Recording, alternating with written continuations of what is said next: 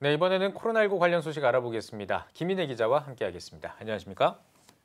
정부가 고심 끝에 결국은 사회적 거리두기 2.5단계를 연장하기로 했네요. 어떻습니까? 네, 그렇습니다. 수도권의 2.5단계, 비수도권의 2단계가 28일에 끝나는 만큼 이들 조치의 연장이나 추가 격상을 결정해야 하는 상황이었습니다. 네. 지난 27일 오후 정세균 국무총리의 주재로 열린 중앙재난안전대책본부 회의에서 수도권의 사회적 거리두기 2.5단계를 내년 1월 3일까지 6일 더 연장하기로 했습니다.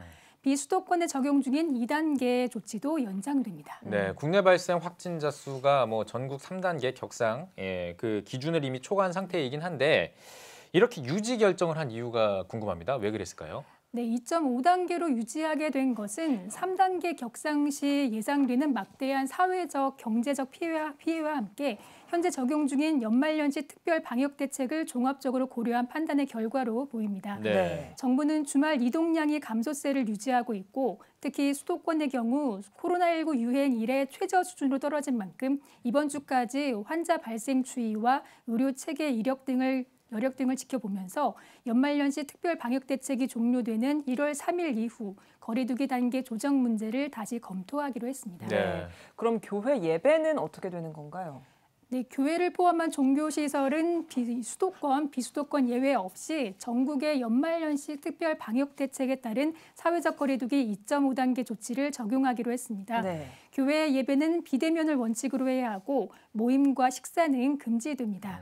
특히 비대면 예배 등을 위한 영상 제작에는 20명 이내로만 참여해야 합니다. 네, 코로나19를 맞아서 대부분의 한국 교회가 그 방역에 힘써 왔는데 일부 교회가 이제 방역 수칙을 제대로 지키지 않아서 거기에서 이제 집단 감염이 이어지면서 그만큼 교회들도 좀 긴장을 해야 될 것 같습니다. 그렇습니다. 예. 앞서 사상 첫 비대면 성탄 예배 모습도 저희가 보도해드렸지만 한국 교회는 성탄절에 이어서 새해를 시작하는 송구영신 예배도 비대면으로 드려야 하는 상황입니다. 네. 성도들로 북적이던 교회는 이미 적막감만 감돌고요.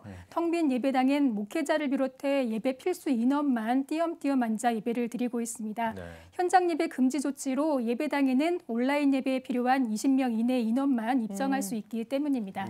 무엇보다 3단계가 시행되면 1인 온라인 영상만 가능하게 돼 지금보다 더 큰 혼란이 예상되는 만큼 대부분의 교회들은 그동안의 노력이 헛되지 않도록 지역사회 감염 예방에 앞장서기 위해 교회 내부 방역 활동에도 만전을 기하고 있습니다. 네, 올해는 더 이상의 모임은 없다라는 생각을 가지고 방역에 협조를 해야 할 것 같은데요. 또 3차 재난지원금 대책 방안도 나오고 있죠. 그렇습니다. 지난 27일 당정청 협의도 있었는데요.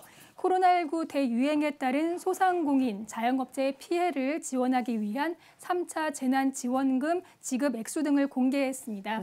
소상공인 버팀목 자금 100만 원을 공통으로 지급하고 집합이 제한된 업종에 대해서는 추가로 100만 원 지급, 그리고 집합금지 업종에 대해서는 추가로 200만 원을 지급해 최대 300만 원을 지원하기로 했습니다. 또 소상공인들에게는 내년 1월에서 3월까지 전기요금과 고용산재보험료 납부를 유예하고 국민연금료도 3개월간 납부 예외를 허용해 사회보험에 대한 부담도 낮추기로 했습니다. 이와 함께 현행 임대료 인하액을 70%로 상향하는 등 관련 세법을 신속하게 개정하기로 했는데요. 맞춤형 피해 지원 대책은 오는 29일에 확정 발표할 예정입니다. 오늘 소식은 여기까지 듣겠습니다. 김인혜 기자 수고하셨습니다.